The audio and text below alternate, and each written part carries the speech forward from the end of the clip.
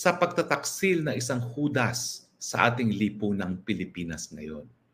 Napakalungkot po na parang yung naging buhay na ating Panginoon ay dinadaanan ng bansang Pilipinas. Sa ating lagay po bilang bansa, ang nagtaksil ay isang binigyan ng mandato ng taong bayan na napakalaking mandato, bagamat sinasabi ng ilan dyan, meron daw magic na hindi nagagawa. At dahil nga kapalit ng mga pilak ng ginto, naibenta, tinaksil ang ating sambayan ng Pilipino. At ngayon, nahaharap tayo sa banta ng pagkapako sa krus. Dahil tayo po ngayon ay nasa alanganin na dahil anytime po ay pwede nang makalagkad tayo sa gera. Ito nga mga kababayan, bago natin ituloy ang video na ito, kung bago ka lang sa aking YouTube channel baka pwede makahingi ng like at subscribe at click mo na rin ang notification bell para updated ka sa aking nilalabas na bagong video. Salamat po. Pero hayaan nyo namang ihambing ko ang pagtataksil ni Judas sa ating Panginoon sa pagtataksil na isang Judas sa ating lipunang Pilipinas ngayon. Napakalungkot po na parang yung naging buhay na ating Panginoon ay dinadaanan ng bansang Pilipinas. Meron po talagang nagtaksil na isang disipulo.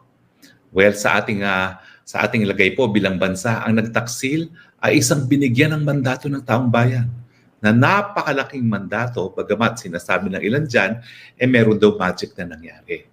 Pero ako naman po, dahil nangampanya rin ako, naniniwala ako na nabigyan itong taong ito ng tiwala ng taong bayan, gaya ng tiwala ng binigay na ating Panginoon kay Judas. Pero maaga pa sa ating kasaysayan, sa ilalim nitong Judas na ito, naibenta rin niya ang ating bansang Pilipinas kapalit ng pilak ng ginto. Kapalit ng mga tagong yaman na matagal nang nais na mabawi pero hindi nagagawa. At dahil nga kapalit ng mga pilak ng ginto, naibenta at tinaksil ang ating sambayan ng Pilipino. At ngayon, nahaharap tayo sa banta ng pagkapako sa krus dahil tayo po ngayon ay nasa alanganin na dahil anytime po ay pwede nang makalagkad tayo sa gera na wala naman mong kinalaman ang bansa. Hindi ba ho parang nagkaroon ng paghambing sa nangyari sa ating Panginoon ang nangyari sa sambayan ng Pilipino ngayon? Kapalit ng pilak ng ginto, ngayon ang Pilipinas nandyan na po sa gilid ng digmaan na wala naman tayong interes para mamatay ang mga bansang Pilipino, ang mga mamamayang Pilipino. Pero magandang balita po, no? Bagamat napako po ang ating Panginoon sa krus at bagamat ang Pilipinas po ay pwedeng makaladkad sa gera kung saan napakaraming mga kababayan natin ang mapapako din sa krus dahil sila ay mamamatay. Darating pong araw na magkakaroon din tayo ng Pasko ng pagkabuhay. At yan po siguro ay kapag maghusga na ang taong bayan na tama na ang pagtataksil ng Judas at tayo po ay babangon na sa ating kinalalagyan at magbabago na ng sistema. So, alam ko po na matindi po ang pagdadaanan natin. Tayo po ay linagay sa alanganin ng Judas sa ating lipunan. Linagay po tayo sa peligro. Linagay po tayo ngayon sa posibilidad na anytime tatargetin tayo ng mga bansa na wala naman tayong galit, wala tayong laban dahil lamang hinayaan natin ang mga dayuhan na gamitin ang ating teritoryo para nga po manlusob sa ating mga karating na bansa. At dahil po dyan, maski wala naman tayong kasaysayan ng hidwaan doon sa mga ibang dayuhang bayan, pwede po tayong makaladkad at pwede tayong matarget ng kanilang mga bomba. Dahil sa larangan nga po ng international law, kapag pinayagan mo ang iyong teritoryo na magamit sa isang pamamaraan na magkakaroon ng danyo sa ibang bansa, ikaw ay mayroong responsibilidad. At yan nga po ang malungkot na katotohanan na dahil ayaw ng mga nagbayad ng pilak ng ginto kay Judas na ang gera ay maganap sa sarili nilang teritoryo, ang ginawa po kapalit ng pilak ng ginto, hinayaan po ng teritoryo ng Pilipinas ang lugar kung saan magkakaroon po ng digmaan. Pero wag po tayo mag-alala. Mapapako po tayo sa krus magkakaroon po tayo na isang araw na tayo po'y dadapa at maraming mamamatay. Pero hindi po yan sa matagal na panahon dahil darating din po ang Pasko ng pagkabuhay. Babangon din po ang bayan. Tayo po ay babagong muli bilang marangal na bayan at tayo po ay magigising sa katotohanan na sa muling pagbangon natin, ang tanging magtataguyod ng interes ng mga Pilipino ay ang mga Pilipino lamang. Well, ito na po ang ating huling broadcast bago po ng Pasko ng Pagkabuhay. Alam ko po, napakadaming pagsubok na hinaharap tayo ngayon.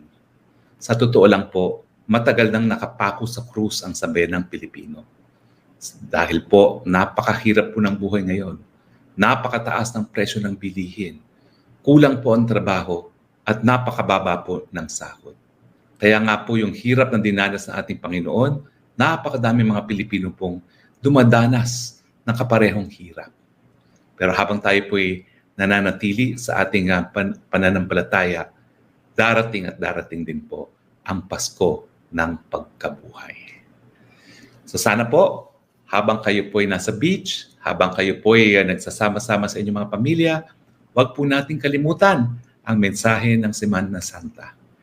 Na pagkatapos po na maparusahan, pagkatapos pong saktan, mapahirapan ng Panginoon, siya po'y pinako dahil sa pag-ibig na ating Panginoon, binigay niya ang kaisa-isahan niyang anak.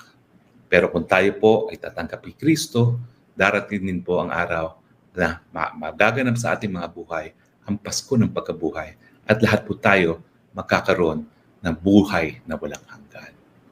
Alam ko po, magulong ating politika. Alam ko po, napakahirap tanggapin ng pagtraidor ng Judas sa ating lipunan. Darating din po ang araw ng pagkabuhay. Agree ba ho kayo o disagree? Tignan po natin ang mga sinasabi ng ating mga viewers. Okay, meron pa bang nakikinig dyan o nasa beach na lahat? Si Zenaida Butler, good evening, Attorney H. Roque. Nice to catch up your live. Greetings from Boston, Massachusetts. Hello po. Kumusta po kayo dyan? Abigail Maron, wow, salamat po at ako'y nakaabot sa live niyo, Attorney Roque. Lagi ko po inaabangan ng kaganapan at analisan niyo sa kaganapan political analysis sa kaganapang political sa Pilipinas. DDS po from Southern Leyte, based dito sa Singapore. Hello po, Abigail. Jesus Abisamis, hindi lang si Judas Attorney. Isa ng lahat na rin tayo kay Satanas. Yan po si Jesus Abisamis. Jay Santiago, nahudas kami. Hahay, naulanan pa na kami sa Tagum Rally. Tapos ito lang, hudas talaga. Naulanan pa kami sa Tagum Rally. Nandun din po ako sa Tagum. No? Rolando Constantino, parang kilala ko yung naghuhudas sa Pilipinas. Well, wala po akong pinanggit kung sino si Judas, pero meron pong Judas sa ating lipunan.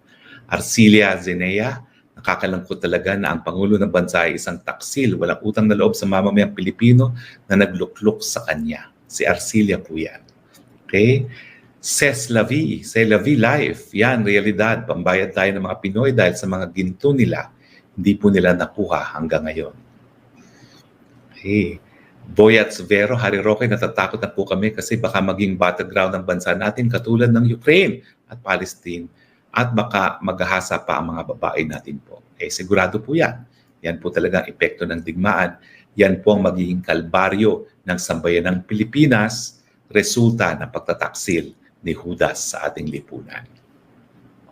Rochelle Pine, hola, buenos dias, Atty. Harry Roque. Maraming salamat ho sa mga information na share mo sa amin sa mga issues ng ating bansa watching here in Madrid, Spain. Thank you po. Thank you, Rochelle. Boyets Vero, parang pinoprovoke pa ata ni Sec DND kaya tuloy nagdududa kami na ito ay diversionary tactics po para matabunan ang paglalaba nila ng dirty linen. Kaya parati silang travel po. Well, alam niyo po sa susunod na vlog natin, meron po akong nakausap ngayon na malapit sa ating PBBM at meron nga siyang teorya lalo na doon sa pagbisita sa Germany. Okay, Fallen Falcon, nakakawala po ng pagod ang pag-live nyo, Attorney. Ay, naku, maraming salamat, Fallen. Okay. I am Mitch, PRD, Mahalang Bansang Pilipinas at Mamamayang Pilipino, Kuting Mahalang Ginto. The love of money is the root of all evil. Okay, si I am Sicha. CRTV, kung magkagera at umalis sa Pangulo, ano mang mangyari sa Pangulo? Well, siyempre po, pupunta sila sa isang lugar na hindi sila masasaktan, hindi sila mamamatay. Okay, si Joe Santiago, just relying po on the fact that Judas never wins. Good always prevail. Let's pray for all our leaders who are with us on this fight. Totoo naman po yan. Dahil nga po, yan ang pangako ng Pasko ng Pagkabuhay. Maski merong pagtraidor, merong pagpako sa krus, meron din muling pagkabuhay. Babangon po tayo muli sa bayan ng Pilipinas. Jennifer Kadungog, the Messiah says, if we do not know our identity, we dwell in poverty and poverty becomes us. Maraming salamat, Jennifer. Okay, maraming salamat po ha, at sana po tayo ay magkaroon ng pagkakataon na magpahinga, magmuni-muni, at siyempre po, balikan po natin ang importansya ng Semana Santa. Na yan po ay talagang ugat ng ating pananampalataya bilang mga Kristiyano. Sana po sa Biyernes Santo, tayo po sa Huwebes Santo, tayo po ay mag-communion. Yan po ay simbolo ng ating paniniwala na ang ordinaryong alak ay magsisimbolize ng dugo ng ating Panginoon at ang otsa ay ang flesh ng ating Panginoon. At ang symbolism po niyan ay tayo po ay nagiging isa sa ating Panginoon. So happy Easter po sa inyong lahat. Bagamat nasa Kalbaryo tayo ngayon, tandaan natin ang pangako ng Pasko ng Pagkabuhay.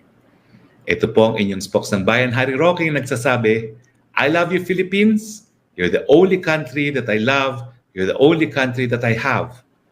Babangon po tayo ulit sa Pasko ng Pagkabuhay.